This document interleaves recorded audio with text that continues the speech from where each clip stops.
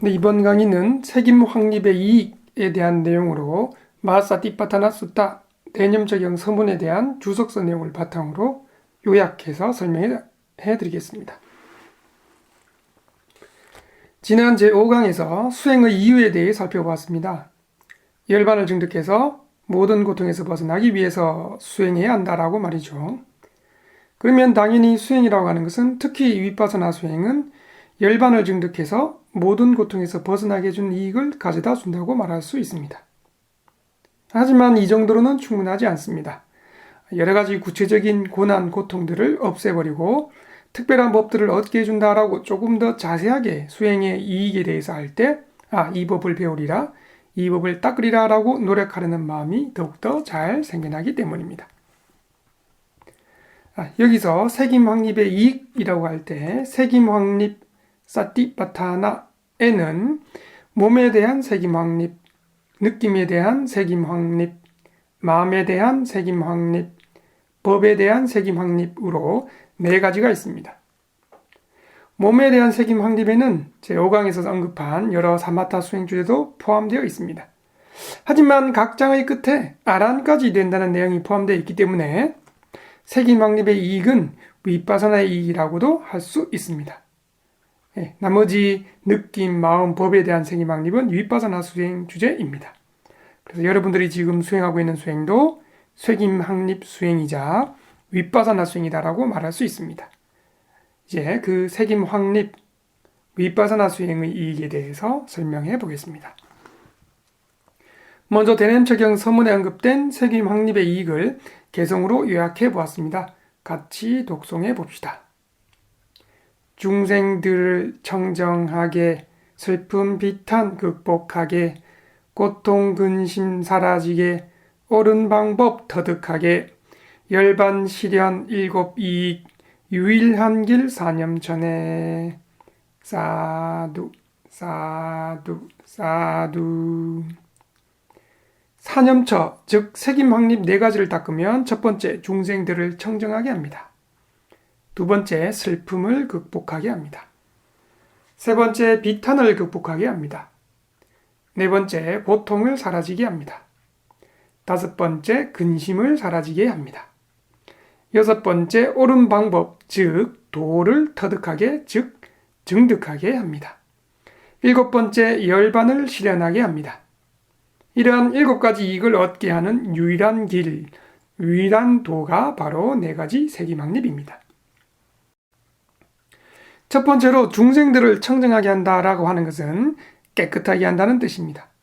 깨끗하게 한다라는 말은 다시 설명하자면 때를 씻어낸다라는 뜻이지요. 때에는 몸의 때가 하나, 마음의 때가 하나, 이 두 종류가 있습니다.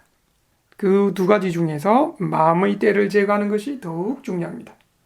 하지만 많은 사람들은 몸의 때를 제거하는 것만 알고 있습니다. 땀이나 먼지 등으로 인해 몸이 더러우면 즉시 씻거나 세수하거나 목욕을 해서 깨끗하도록 노력합니다. 일부는 향수까지 바르기도 합니다. 하지만 이러한 몸의 때를 씻어낸다고 해서 사악체의 고통이나 늙음, 병듦, 죽음 등의 윤전의 고통에서 벗어날 수 있는 것은 아닙니다. 인간 세상의 행복이나 천상 세상의 행복을 얻을 수 있는 것도 아닙니다. 열반의 행복을 말하자면 더욱더 거리가 멉니다. 탐욕이나 썩냄이나 어리석음 등 마음의 때를 씻어내야 악처의 고통이나 윤회의 고통에서 벗어날 수 있습니다.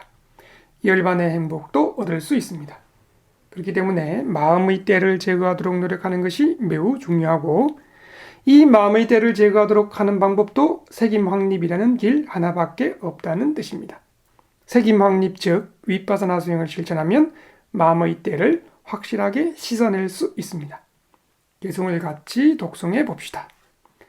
마음의 때 벗기려 어느 길을 따라야, 마음의 때 벗기려 세김 확립 따라야.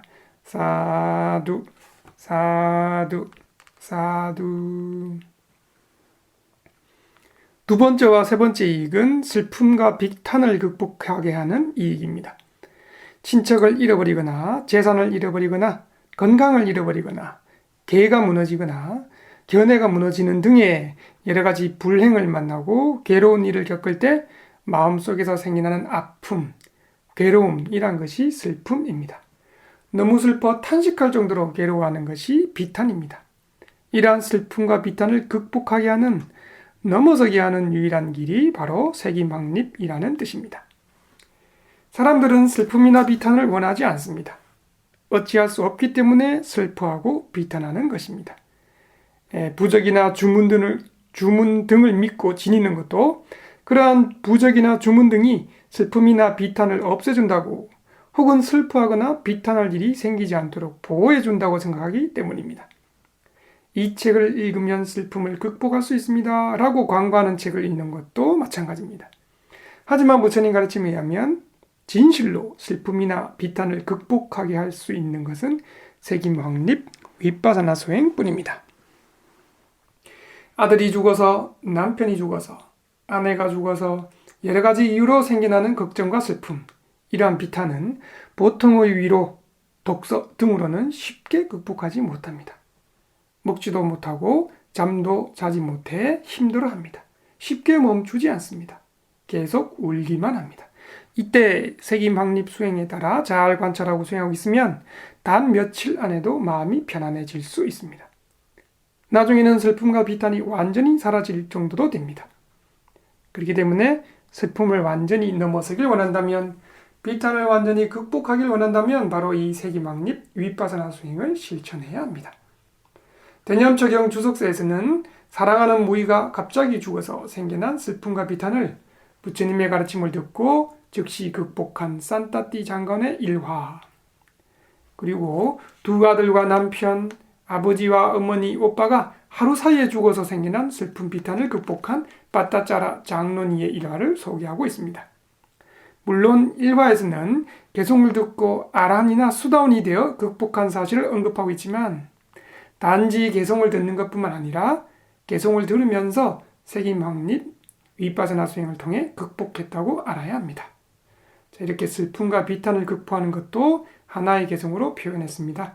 개송을 같이 또 독송해 봅시다. 슬픔 비탄 넘으려 어느 길을 따라야, 슬픔 비탄 넘으려 세김황립 따라야. 사두 사두 사두. 네 번째와 다섯 번째 이익은 고통과 근심을 사라지게 하는 이익입니다. 먼저 몸의 고통에는 몸 안에서 생겨나는 고통증과 아픔 때문에 참을 수 없는 고통도 있고, 혹은 다른 이가 때려서거나 불이 타는 등으로 인해 아픈 고통도 있습니다. 이러한 몸의 고통은 어느 누구도 원하지 않습니다. 마음의 고통도 앞에서 언급한 친척을 잃어버리거나 재산을 잃어버린 등의 그러한 원인으로 인해 마음속에서 생겨나는 참을 수 없는 고통을 말합니다. 이러한 마음의 고통도 누구나 원하지 않습니다. 온 세상 중생들은 이러한 몸의 고통과 온 세상 중생들을 이러한 몸의 고통과 마음의 고통이 괴롭히고 있습니다. 이 고통 두 가지를 뽑아낼 수만 있다면, 없앨 수만 있다면 중생들은 매우 행복하게 지낼 것입니다. 몸과 마음의 고통을 없애고 싶습니까? 라고 묻는다면 없애고 싶습니다 라고 대답할 것입니다. 하지만 어떠한 절대자가 나서서 없어지기를 이라고 한다고 해서 없어지지는 않습니다. 오직 이 세기망립 저절로 없어지는 것도 아닙니다. 오직 이 세기망립 윗바사나 수행을 따라 실천해 나가야만 합니다. 다른 길, 다른 방법으로 이러한 고통들을 완전히 사라지게 할 수는 없습니다. 잠시, 조금 편안하게만 해줄 뿐입니다. 아니면 이번 생 정도만 사라지게 합니다. 몸의 고통을 사라지게 한 예로는 대념처경 주석서에서 잘린 무릎 때문에 생기는 고통이나 호랑이에게 물려서 생기는 고통, 창에 찔린 고통, 이러한 고통을 이 세기망립 수행으로 잘 극복하고서 깨달음까지 얻은 일화를 소개하고 있습니다. 현재에서도 여러 수행자들이 죽을 정도의 고통조차 이 수행으로 제거한 예들이 있습니다. 몸의 고통이 없을지라도 마음의 고통이 있으면 역시 편안하지 않습니다. 자신이 원하는 대로 되지 않으면, 부족하지 않으면 마음으로 고통스러워하고 걱정합니다. 평소에는 즐겁고 행복하게 지내다가도 마음을 불편하게 하는 소식을 들으면 즉시 마음이 불편하게 됩니다. 딸이나 아들이 차석으로 죽었다거나 물에 빠져 죽었다라는 등으로 친척들의 어떠한 사고, 가족들의 어떠한 사고 소식을 들으면 즉시 마음의 고통이 생겨납니다. 이것이 바로 친척을 잃어버림으로 생겨나는 마음의 고통입니다.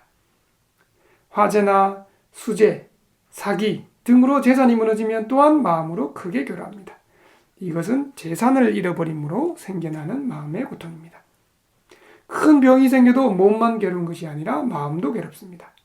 오래 아플수록 더욱 마음의 고통은 큽니다. 요즘은 암과 같은 병처럼 치료하기 힘든 병이 생기면 더욱 마음이 괴롭습니다. 이것은 건강을 잃어버림으로 생기는 마음의 고통입니다. 개를 소중하게 잘 지키다가 그 개가 무너졌을 때도 마음이 괴롭습니다. 이것은 개를 잃어버림으로써 생기는 마음의 고통입니다. 업과 업의 결과는 있다라는 등으로 정견을 가지던 사람이 업과 업의 결과는 없다라는 등으로 사견을 믿고 받아들이면 견해가 무너진 것이고 정견을 잃어버린 것입니다. 하지만 이러한 사견을 정견으로 생각하고 있는 동안은 자신의 견해로 만족하며 지낼 뿐입니다. 마음의 고통이 아직 생기지 않았습니다.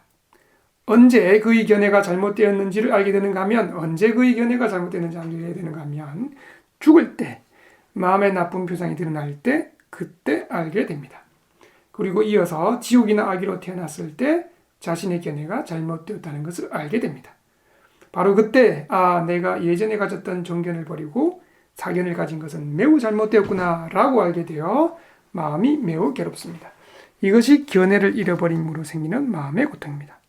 이러한 마음의 고통도 오직 이 세기망립, 비파사나 수행을 실천해 나가야만 완전히 사라지게 할 수 있습니다. 다른 길, 다른 방법으로는 이러한 고통들을 완전히 사라지게 할 수 없습니다. 잠시 조금 편안하게만 해줄 뿐입니다. 마음의 고통을 사라지게 한 예로는 대념적용 주석서에서 죽음의 징조를 보고 죽음에 대한 두려움에 떨면서 심한 정신적 고통이 생겨난 제석천왕이나 수브라마 천신이 부처님의 제도로 그 정신적 고통을 제거한 일화를 소개하고 있습니다. 몸의 고통과 마음의 고통을 고통과 근심이라고 하나의 개성으로 표현했습니다. 개성을 또 같이 독송해 봅시다. 고통 근심 없애려 어느 길을 따라야 고통 근심 없애려 세김 확립 따라야 사두 사두 사두. 세김 확립의 6번째 이익은 도리를 증득하게 하는 것. 7번째 마지막 이익은 열반을 실현하게 하는 것이라고 설명했습니다.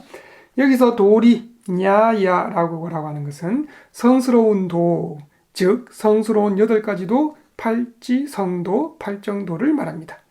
도를 얻으면 과는 자연스럽게 따라옵니다. 그리고 성스러운 도가를 얻으면 열반도 실현하게 됩니다. 성스러운 도와 과의 대상이 바로 열반이기 때문입니다. 따라서 성스러운 도와 과로 열반을 실현하기 위해서는 오직 한 길, 한 방법, 즉 세김확립 위파사나뿐입니다. 제5강에서도 언급했듯이 열반을 증득해서 윤회의 고통에서 벗어나게 하는 유일한 방법입니다. 이것도 하나의 개성으로 표현했습니다. 같이 독송해 봅시다. 도과 열반 얻으려 어느 길을 따라야 도과 열반 얻으려 세김 확립 따라야 사두 사두 사두. 사실 물자라면 선업을 행할 때마다 도화과 열반을 얻어지이다라고 서원하고 있습니다.